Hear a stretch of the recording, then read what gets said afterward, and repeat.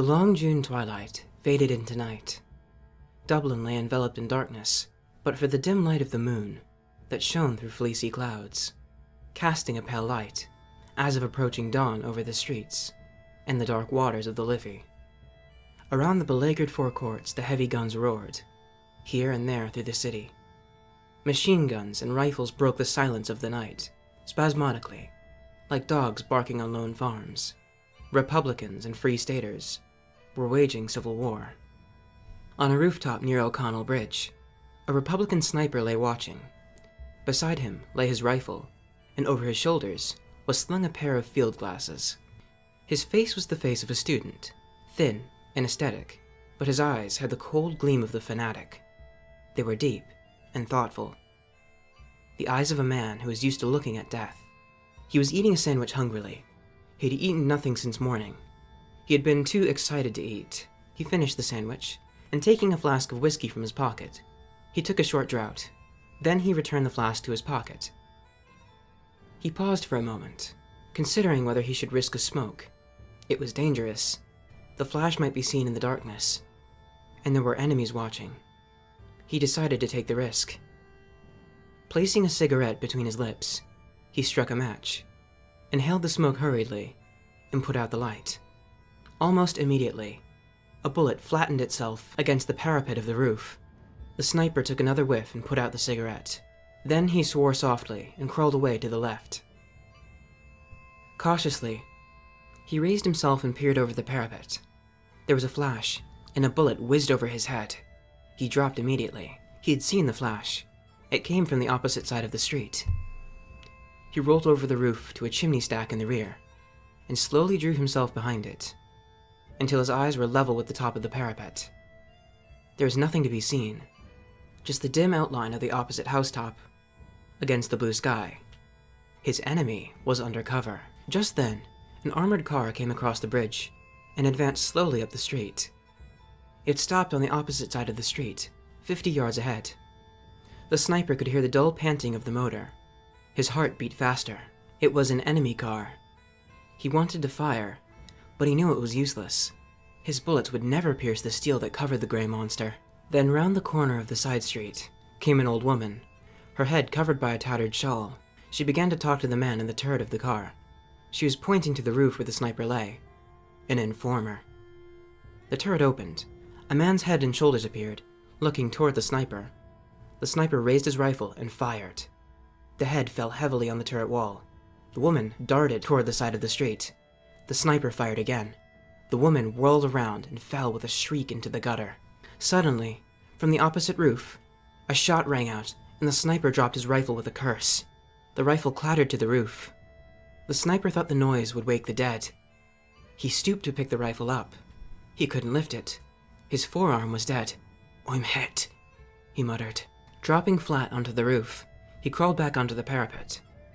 With his left hand, he felt the injured right forearm. Blood was oozing through the sleeve of his coat. There was no pain, just a deadened sensation, as if the arm had been cut off. Quickly, he drew his knife from his pocket, opened it on the breastwork of the parapet, and ripped open the sleeve. There was a small hole where the bullet had entered. On the other side, there was no hole. The bullet had lodged in the bone. It must have fractured it. He bent the arm below the wound. The arm bent back easily. He ground his teeth to overcome the pain. Then, taking out his field dressing, he ripped open the packet with his knife.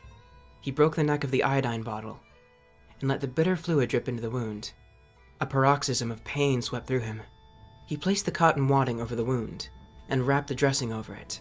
He tied the ends with his teeth. Then he lay against the parapet, closing his eyes. He made an effort of will to overcome the pain. In the street beneath, all was still. The armored car had retired speedily over the bridge, with the machine gunner's head hanging lifeless over the turret. The woman's corpse still lay in the gutter. The sniper lay still for a long time, nursing his wounded arm and planning escape. Morning must not find him wounded on the roof. The enemy on the opposite roof covered his escape. He must kill that enemy, and he could not use his rifle. He had only a revolver to do it. Then he thought of a plan. Taking off his cap, he placed it over the muzzle of his rifle. Then he pushed the rifle slowly upward over the parapet, until the cap was visible from the opposite side of the street. Almost immediately, there was a report, and the bullet pierced the center of the cap. The sniper slanted the rifle forward. The cap clipped down into the street, then catching the rifle in the middle, the sniper dropped his left hand over the roof and let it hang, lifelessly. After a few minutes, he let the rifle drop to the street. Then he sank to the roof, dragging his hand with him. Crawling quickly to his feet, he peered up at the corner of the roof. His ruse had succeeded. The other sniper, seeing the cap and rifle fall, thought that he had killed his man. He was now standing before a row of chimney pots, looking across, with his head clearly silhouetted against the western sky. The Republican sniper smiled and lifted his revolver above the edge of the parapet. The distance was about 50 yards, a hard shot in the dim light, and his right arm was paining him like 1,000 devils. He took a steady aim. His hand trembled with eagerness. Pressing his lips together, he took a deep breath through his nostrils and fired. He was almost deafened with the report, and his arm shook with the recoil. Then, when the smoke cleared, he peered across and uttered a cry of joy. His enemy had been hit. He was reeling over the parapet in his death agony. He struggled to keep his feet, but he was slowly falling forward, as if in a dream.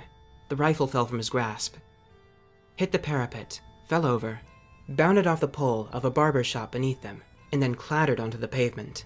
Then the dying man on the roof crumpled up and fell forward. The body turned over and over in space, and hit the ground with a dull thud. Then it lay still. The sniper looked at his enemy falling, and he shuddered. The lust of battle died in him. He became bitten by remorse. The sweat stood out in beads on his forehead, weakened by his wound and the long summer day of fasting. And watching on the roof, he revolted from the sight of the shattered mass of his dead enemy. His teeth chattered. He began to gibber himself, cursing the war, cursing himself, cursing everybody. He looked at the smoking revolver in his hand, and with an oath, he hurled it to the roof at his feet. The revolver went off with a concussion, and the bullet whizzed past the sniper's head. He was frightened back to his senses by the shock. His nerves never steadied.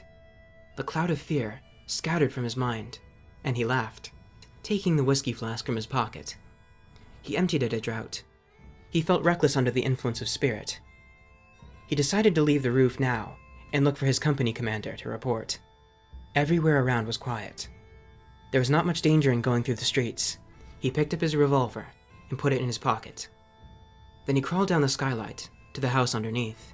When the sniper reached the laneway on the level street, he felt a sudden curiosity as to the identity of the enemy sniper whom he had killed. He decided that he was a good shot, whoever he was. He wondered, did he know him? Perhaps. He had been in his own company before the split in the army. He decided to risk going over to have a look at him. He peered around the corner into O'Connell Street. In the upper part of the street there was heavy firing, but around here, all was quiet. The sniper darted across the street.